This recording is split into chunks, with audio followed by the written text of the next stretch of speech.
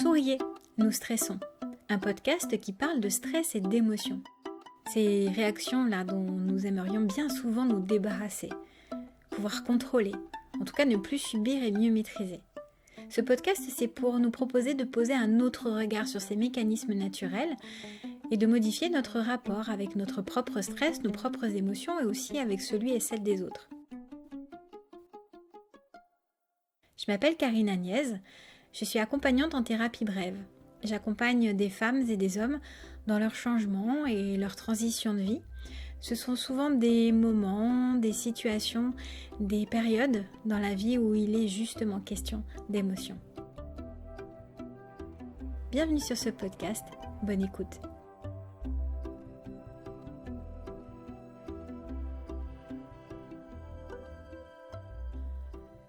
Bienvenue dans ce nouvel épisode du podcast Souriez, nous stressons, l'épisode numéro 5, pour parler du stress. Et plus particulièrement que le stress c'est du ciné.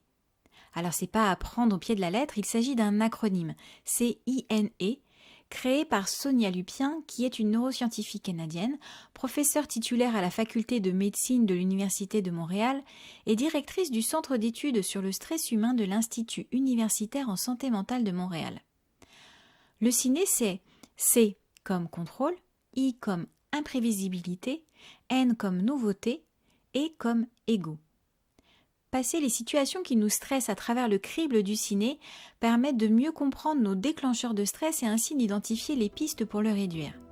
Mais avant de vous en dire plus à ce sujet, revenons sur le stress et ce que c'est. Dans l'épisode 2 où je compare le stress et les émotions au coquelicot, je vous expliquais que le stress et les émotions sont des mécanismes naturels de l'organisme en réaction à une situation, à un événement, à l'environnement, et que leur rôle est de nous permettre de nous adapter. Sonia Lupien explique que le stress provient de notre cerveau et de notre système nerveux qui n'ont pas beaucoup évolué depuis les temps où nous chassions le mammouth et où nous pouvions croiser des tigres à dents de sabre. En effet, devant la menace que représentent ces grosses bêtes, il est facile d'imaginer que nos lointains ancêtres devaient pouvoir réagir, combattre pour se défendre ou bien fuir et se mettre à l'abri. Et pour ce faire, le corps a besoin de beaucoup d'énergie. Notre cerveau et tout notre organisme, face à un danger, déclenchent alors instantanément une succession de réactions biologiques et physiologiques, augmentation du rythme cardiaque, de la pression artérielle, des pupilles, de la fréquence de la respiration, du tonus musculaire, le ralentissement d'autres fonctions comme la digestion, qui vont permettre de préparer notre corps pour l'action, combattre ou fuir. Le stress est un phénomène normal, naturel, vital pour notre espèce, et nous sommes tous concernés. Cependant, aujourd'hui, nous ne rencontrons plus les mêmes dangers et pourtant, notre cerveau continue de réagir de la même manière devant d'autres types de menaces. Dans les années 70, 2 chercheurs ont réalisé une étude sur les conséquences médicales de la survenance d'événements générateurs de stress et il en ressort une échelle, l'échelle de Holmes et Rahe, qui a permis d'évaluer le niveau de stress que l'on est susceptible de subir en fonction des événements de la vie. Sur cette échelle figure une quarantaine d'événements et chacun y est assorti d'un nombre plus ou moins élevé de points en fonction de sa propension à engendrer du stress. En tête de liste, les 10 événements les plus susceptibles de générer du stress sont décès du conjoint, divorce, séparation entre conjoints, séjour en prison, décès d'un proche parent, maladie ou accident, mariage, licenciement, réconciliation avec le conjoint, mise à la retraite. Dans la quarantaine d'événements, on trouve également un changement professionnel, le départ d'un enfant de la maison, un déménagement et même les vacances et les fêtes de Noël. Et oui, même un événement positif peut être source de stress. En fait, tout dépend de notre perception et de notre interprétation de la situation qui elles-mêmes dépendent de tout un tas de filtres inconscients. Il y a les filtres physiologiques et neurologiques. On ne voit pas tous de la même manière, on n'entend pas tous de la même manière, par exemple. Tout un tas de filtres aussi culturels et sociétaux. On n'a pas tous grandi dans la même culture, au même endroit, on n'a pas tous eu la même éducation, le même environnement. Et puis il y a aussi tout un tas de filtres personnels et nos expériences qui nous sont propres.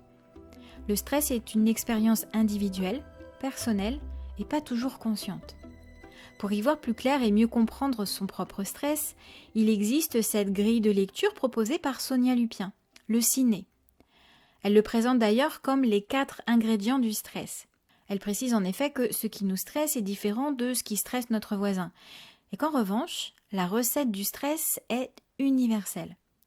Pour qu'une situation soit stressante, il doit y avoir un ou plusieurs des éléments du ciné qui caractérisent la situation.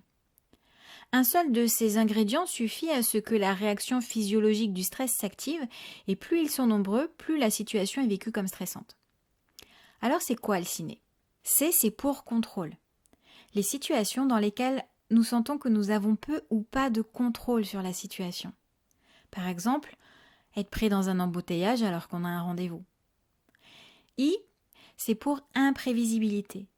Lorsque l'on se retrouve face à un événement totalement inattendu ou dans une situation où on ne sait pas à l'avance ce qui va se produire. Par exemple, lorsqu'on a un chef d'humeur changeante et qu'on ne sait pas du tout dans quelle humeur il sera ce matin. Ça peut être aussi d'attendre les résultats d'examens médicaux. Le N, c'est pour nouveauté. Lorsque l'on se retrouve dans une situation nouvelle ou quelque chose qu'on n'a jamais expérimenté avant. Par exemple, une réorganisation, un déménagement, un nouvel emploi, un nouveau patron. Le « et », c'est pour ego menacé. Les situations dans lesquelles il peut y avoir potentiellement une menace pour notre ego ou nos compétences qui peuvent être remises en doute, comme par exemple un entretien d'embauche ou une présentation au bureau. Ces ingrédients sont communs à tous, mais nous n'avons pas tous les mêmes déclencheurs. Et en plus, les déclencheurs dépendent du contexte. Si je reprends l'exemple du bouchon, être pris dans un bouchon avant un rendez-vous important procurera pas forcément le même stress qu'un bouchon sur la route des vacances. Les déclencheurs, ils évoluent également. Par exemple, un nouveau poste ne sera plus aussi nouveau et donc plus aussi stressant au bout de quelques semaines, voire de quelques jours, quand on a commencé à prendre ses marques et à rencontrer les collègues. En fonction des âges aussi et de nos expériences, nous ne stressons plus de la même chose ni avec la même intensité. Donc le stress est un mécanisme naturel et nous y sommes tous confrontés. En revanche, nous ne stressons pas tous pour les mêmes choses, dans les mêmes contextes, les mêmes situations, mais lorsque certains ingrédients sont présents dans notre perception des situations. Et pour aller plus loin sur la perception, des études ont également montré que la manière dont on se représente le stress, bon ou mauvais, a une incidence sur ses effets sur notre santé. En faisant simple, le stress n'est mauvais pour nous que si nous croyons que c'est le cas. Pour en savoir plus sur le sujet, si ça vous intéresse, je vous ai mis dans le descriptif de l'épisode le lien vers la vidéo de la psychologue Kelly McGonigal qui en parle. Elle est en anglais, mais vous pouvez activer les sous-titres. Il est ainsi intéressant de chercher à modifier à la fois notre perception de certaines situations qui nous sont stressantes et à la fois l'attitude que nous avons vis-à-vis de notre stress et du stress en général. Le stress est donc un mécanisme qui nous permet de nous adapter et un signal que quelque chose est à modifier dans notre rapport à ce que nous sommes en train de vivre. Nous avons beaucoup à gagner à l'écouter plutôt qu'à le combattre. Souvent, les gens viennent vers la sophrologie ou l'hypnose pour apprendre à gérer le stress, apprendre à se relâcher, à se détendre, à respirer. Alors oui, c'est utile. Ça aide l'organisme à récupérer quand le stress est trop présent dans le quotidien en aidant à réguler le système nerveux et en installant des temps de pause. Mais c'est qu'une première étape. Au-delà de l'effet de relaxation, apprendre à relâcher le corps et à se mettre à son écoute permet de mettre plus de conscience dans nos sensations, dans ce que l'on ressent, dans le corps qui souvent s'exprime beaucoup dans le stress, maux de dos, de tête, tension au niveau de la nuque, troubles digestifs, et de ce qui se passe en nous quand nous sommes pris dans le stress. On peut alors commencer à prendre un minimum de recul sur les situations, afin par exemple de pouvoir utiliser le ciné comme un outil de changement. C'est un premier pas. En effet, utiliser une méthode dans le but de gérer et contrôler son stress, ça peut être une autre manière de se battre contre son stress au lieu de le considérer comme un signal essentiel pour soi. Un signal, un message qu'il y a besoin de changement par rapport aux situations qui nous stressent et de modifier notre rapport au stress en général. Et pour moi, cette démarche, elle est indispensable pour stopper l'engrenage qui mène vers l'épuisement ou vers le burn-out. Qu'en pensez-vous ? Et vous, vous faites comment ? Quel est votre rapport au stress ? Si cet épisode vous a plu, que vous pensez qu'il peut intéresser d'autres personnes, surtout partagez-le. Mettez également un commentaire, un avis. Vous pouvez mettre un petit pouce, une petite étoile en fonction de la plateforme sur laquelle vous l'écoutez. Vous pouvez également poser des questions, prendre contact avec moi ou en savoir un peu plus en vous rendant sur mon site internet www.carinaniaz.fr. Je vous dis à très bientôt.